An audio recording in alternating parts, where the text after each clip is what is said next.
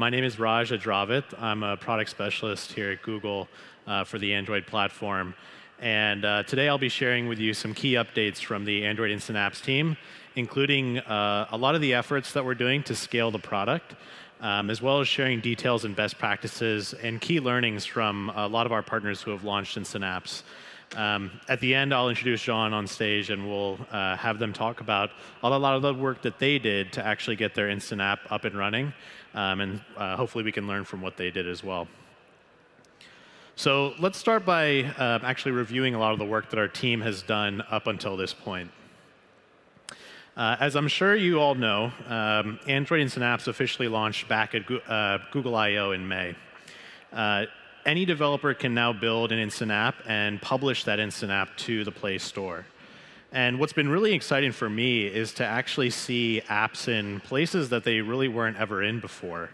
You can see things like previously, the Play Store was the gatekeeper to all the traffic and engagement that you had as a developer, or you had to configure very complex deep links to get users inside your native experience. But users are now actually accessing your native experience across all of these different services, from Google Search to email and messaging, and even from Twitter. I'm also really happy to announce that we've now enabled over 800 million devices globally for Instant Apps, which is actually well over the 500 million devices that we enabled only just 8 weeks ago. So we're actually accelerating a lot of the Instant App usage that users are able to access, and we're really working hard to make sure that users are able to experience these Instant App experiences. Now, looking at all of these new services to drive users into your Instant App, we asked ourselves, what could we be doing on Play to actually help drive your users to those experiences? That's why I'm really happy to announce the Try Now button. For Instant Apps that have a default URL, users will be able to navigate to your Instant App from your Play Store listing. Here you can see the Try Now button for Skyscanner. When a user taps on the Try Now button, they are taken to the Skyscanner Instant App. Users are still able to install your full app. Nothing is going to change with that. And in fact, we're not seeing any cannibalization from that experience either. We're really excited about this initial bit of results. This is still an experimentation, but it should be rolling out hopefully very soon. The other piece that I want to talk about too on the platform side is that we're also making it really easy for users to engage and discover these Instant App experiences from Android, which is why we've integrated on the launcher, and we're also adding the feature to pin your Instant App to home. The idea behind this is to basically give users more abilities to interact with your Instant App experience and ensure that users are actually able to experience these across all these new surfaces. This is rolling out as part of the latest O update that's going to be happening in the next month or so. So by the end of the year, we expect users to actually be able to access this on O devices. Now, in order to make all these features work for you, you'll need to set up what we call a canonical landing page. This ensures that when users come to your Instant App, via a button like Try Now or through the launcher integration that I just showed you on the screen, they'll have essentially like a home screen experience. Previously, when users would tap on your Instant App, they tap on a deep link, and then they're taken to a very particular moment, such as watching a video or booking a restaurant. But with this default URL, they're now able to access a home screen experience on your Instant App. Skyscanner, OneFootball, Red Bull TV, all of these apps have canonical landing pages, and it's really easy to set up in the manifest. And we encourage all of you, as you're building your Instant App, to set up a default URL to take advantage of these new services that are coming up. All right, so the team and I are very happy with a lot of the progress that we are seeing and the scale we've achieved with the product.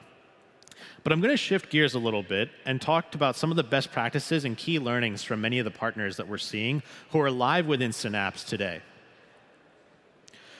We've talked to hundreds of developers around the world, and I've been involved in a lot of those conversations, so I can say it's definitely been a lot of developer conversations. And in many cases, the first conversation that we always have is all about, what is your use case? What do you want a user to do when they're in your native experience, now that they don't have to actually install your app? Do you want to increase the conversion on your shopping cart? Do you want to get people to watch more videos? Jet was able to actually increase their conversions by 27%. And Vimeo saw a 130% increase in engagement with their videos just by having users drive into their Instant App. Understanding your use case and what you want to achieve is critical understanding the kinds of user journeys that you want to create for your Instant App experience. I'm also happy to see that developers are actually building new Android apps and are thinking about Instant Apps from day one. The concept of modularizing your code is not something new. Everyone in the audience has been thinking about that. But as Instant Apps become more embedded in the Android platform, it's imperative to think about modularization and Instant Apps as one before you start building. Hitlist up here had modularization and Instant Apps in mind when they started Android development only 8 weeks ago. As a result, they had a working prototype of their Instant App experience in under 6 weeks, and we expect them to actually get to full launch in the next 2 weeks. Now, a key portion of the work involved in building your Instant App is actually building the modules for each of the Instant App experiences. I'm happy to announce as part of the latest SDK release, which just went out a week ago, we've recently enabled configuration APKs, as well as launching a shared library support in Q4. Now, configuration APKs separate APK resources for pictures, strings, layout files based on device architecture, language, and screen density.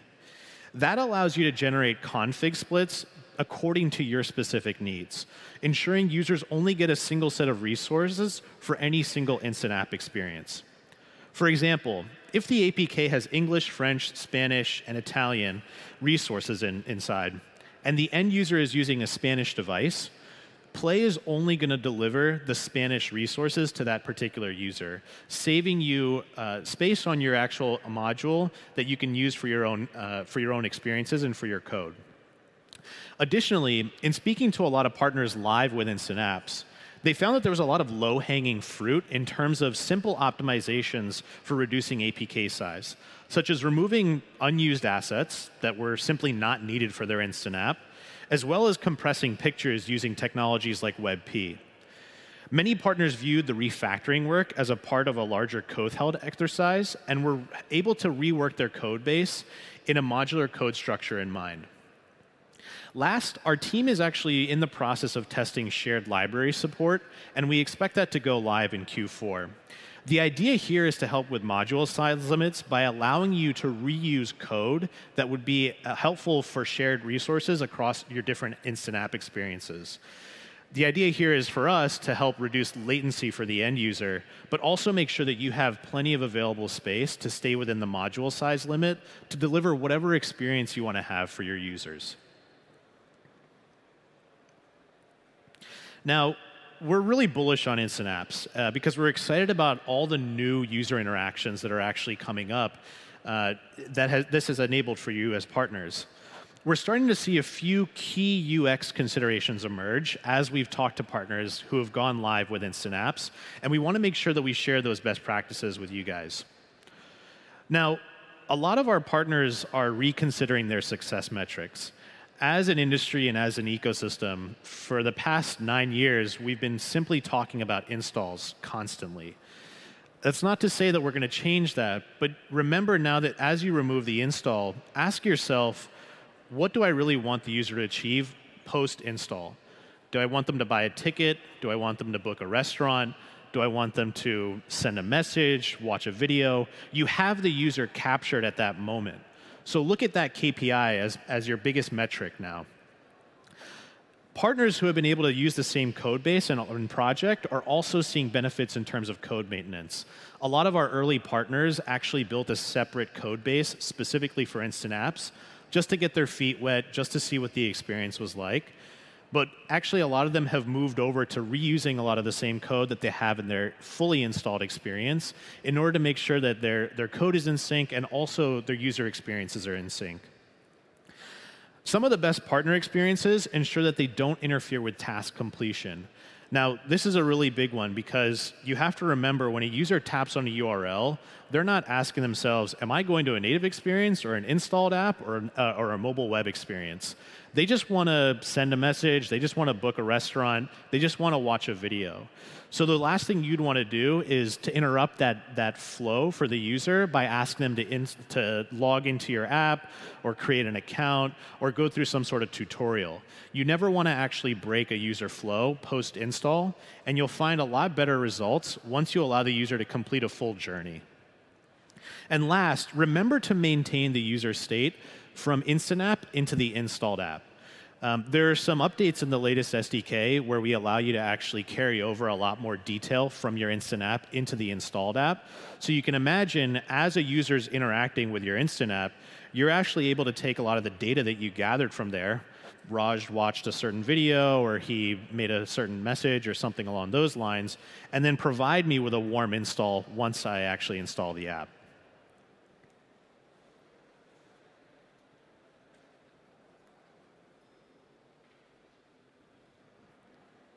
Cool, sorry.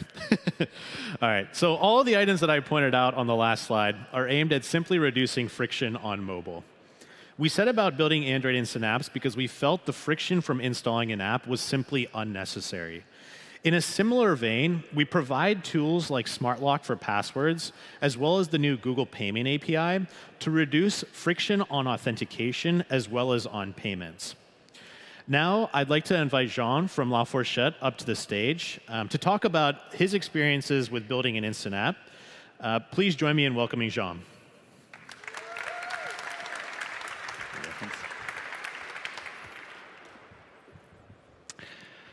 Hi, I'm very happy to be here. So my name is Jean. I'm responsible for the apps at LaFourchette. LaFourchette is a restaurant booking company. We're present in 11 countries, mostly across Europe.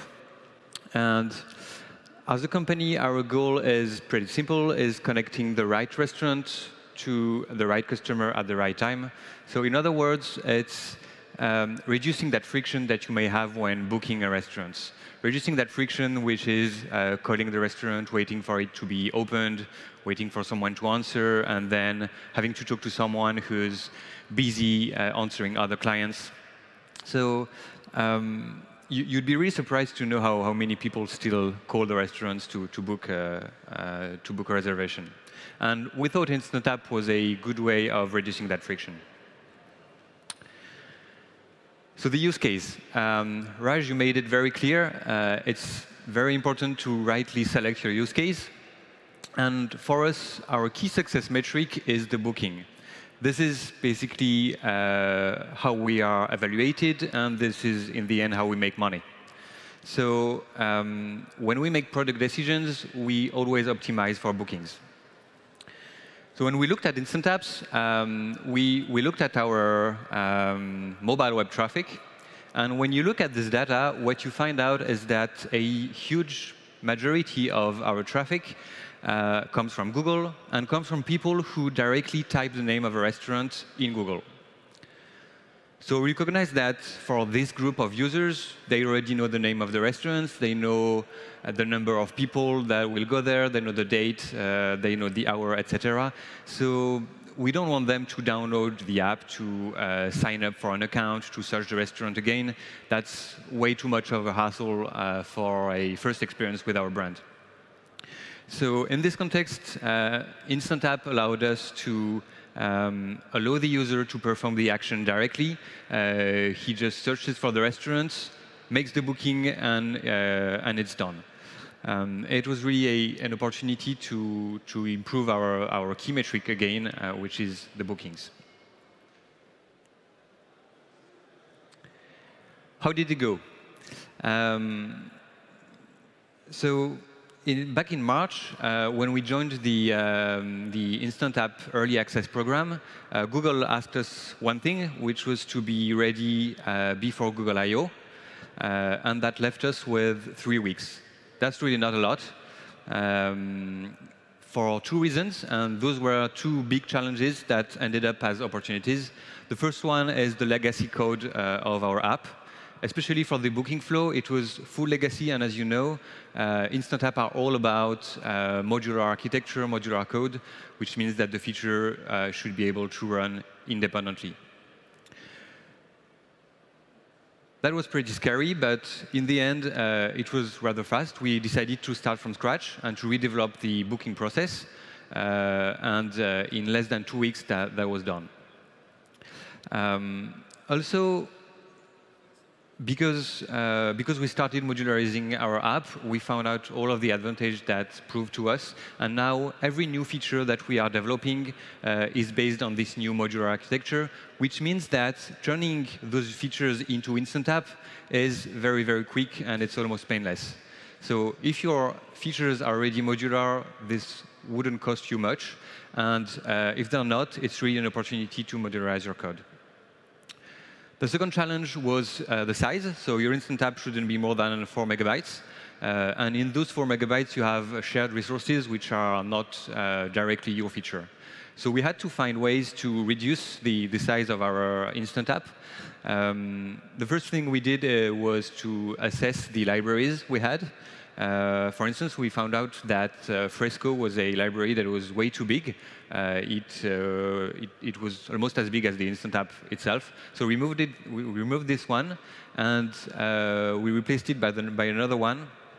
And our main app now benefits from those changes. In terms of designs, we couldn't, with this 4 megabytes limit, have PNGs for design assets. So we moved to fully vectorial assets. We asked our design team to provide us with those. And now this is something we still do right now for our new features, and our app benefits from it. Results. Because the experience is better with an Instant App, we see a better conversion rate, and that's, once again, key for us. Booking is our key metric, so when we have an increase in conversion rate, this means we get more money. Also, we found out that this allowed us to open our experience to new users. Because usually we have about 10% of users who book from a restaurant that is not in their own country. Because we made the brand available to people who don't know our brand, we now have this share reaching 30%. So it's a good way of reaching customers who otherwise wouldn't go to LaFourchette. What's next? First thing we'll do is optimize the user flow. We'll try to reduce the number of steps. Then one key thing we'd like to make is develop the restaurant page as an Instant App. As you understood, we try to leverage the huge volume of traffic that comes from Google. And most of this traffic is on the restaurant page because people type directly a restaurant name. So when we'll manage to have this restaurant page modularized and available as an Instant App, we'll be able to offer a full experience, native experience to users without app installation. Search for restaurant name in Google, land on the native restaurant page with video and a native map, and then go to the native booking flow. And then we'd like to implement canonical page that were just announced and leverage the icon launcher that will be available on Android O. So in the end, Instant App brought us two things. The first thing is incremental traffic and bookings. And the second thing is that it brought us a serious clean of our code base, which was a good thing. Thank you. And back to you, Raj.